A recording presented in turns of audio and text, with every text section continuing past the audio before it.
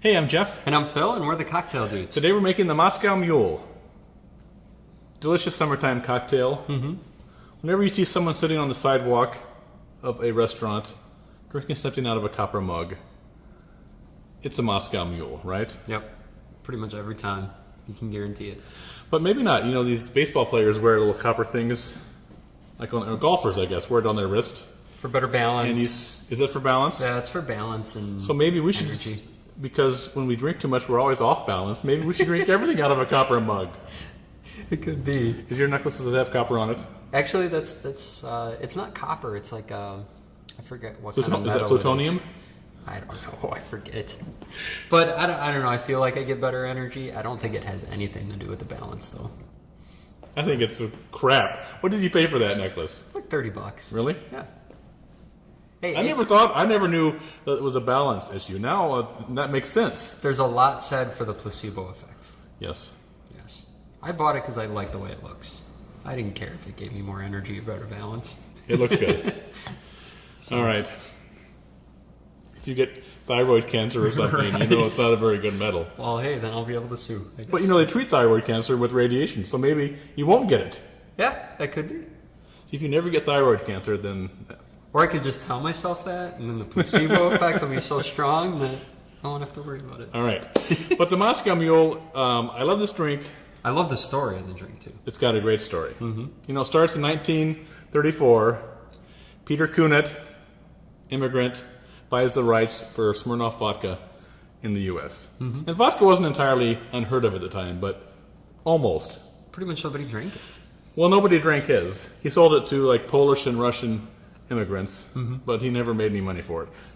So in 1939, he sold it to John Martin, sold the rights to Smirnoff vodka. And John Martin was quite the salesman. He went all over the country inventing drinks to use with this new Russian liquor called vodka. And he met up in 1946 at the Cock and Bull Bar with Jack Morgan, who had a basement full of ginger beer, rotting away, I suppose. I don't know, I suppose it would go bad. Yeah, I guess he couldn't sell it. Little ceramic canisters, and so they put their heads together and said, hey, let's mix this together and sell it. And Martin's girlfriend at the time was a coppersmith, and she had copper mugs that she couldn't sell because the war was over, essentially. And so they said, all right, let's put these three together and make a drink, and we'll all be happy. Yeah. Isn't that the way to do it? It is. You scratch my back, I'll scratch your back. Of course, he was scratching his girlfriend's back. I don't know what the third guy was doing there. I don't even want to think about it. But this was L.A., so you never know what happens. Well, I love this story because you got three people that have three different products that they can't unload.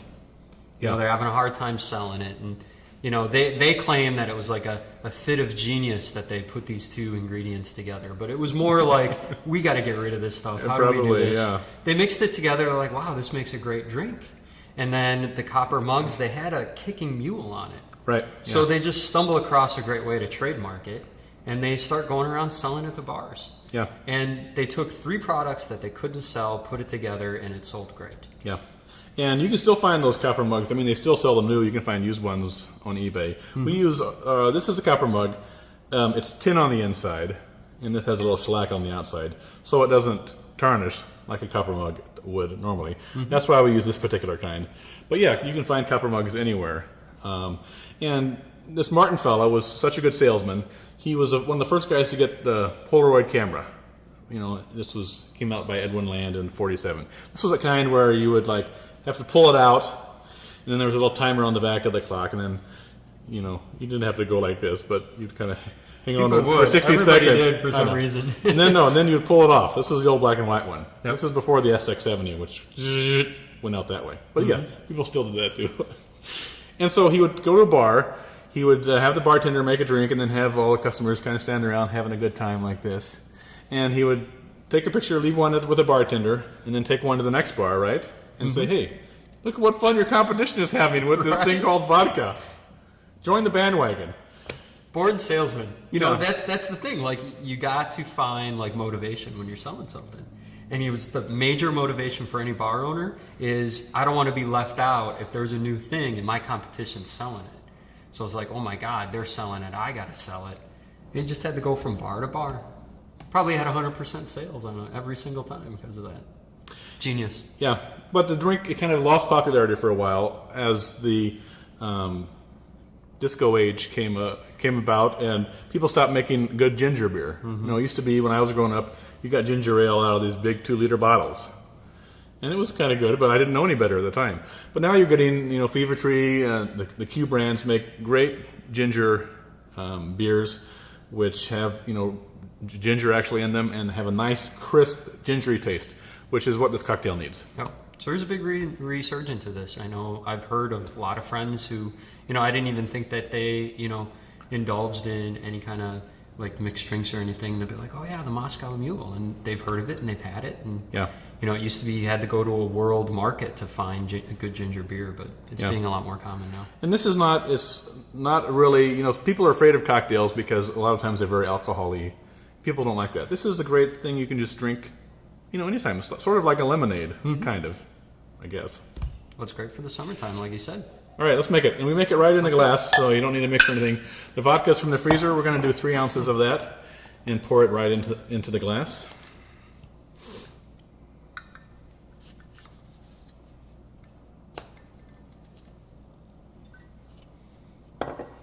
But it's like the Bellini. You know, the Bellini was made when the guy had too many white nectarines, right? Mm-hmm. So he blended those up and sold them to people. It's like, that's part of it too. It's like good salesmanship, but yeah, we got to get rid of this crap before it goes bad. You know? You got a product. How am I going to move it? Yep. Put together a good plan, and there you go. We're going to do 3/4 of an ounce of lemon juice. All right. And I need my bottle opener. One reason we like this Fever Tree, this is 220 milliliters. So it's in the metric system. That's 6.8 ounces, which is not a really good round number for like printing out recipes. Right. But what's nice about this is one whole bottle goes in here and is perfect. So you don't really need to measure, but if you got a big bottle, you need just under 7 ounces. All right, so we'll just dump that right in there. And then we'll just fill it up to with ice to the top.